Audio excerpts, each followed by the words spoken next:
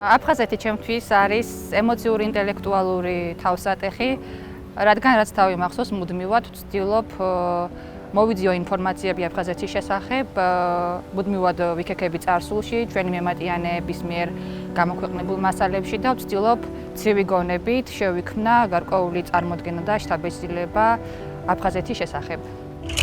Რო ვიცი ბევრი რამ, თუმცა ყოველივე ვიცი სხვათა მონაყოლით, ანუ მე არა ვარ პირველწყარო ჩემში არსებული ინფორმაციის.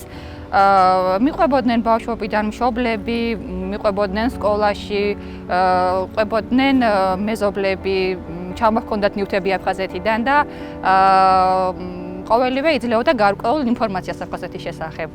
Შემიძლია ვთქვა, რომ აფხაზეთი განეკუთვნება ჩემთვის წარმოდგენებს და მისტიკას ერთგვარად.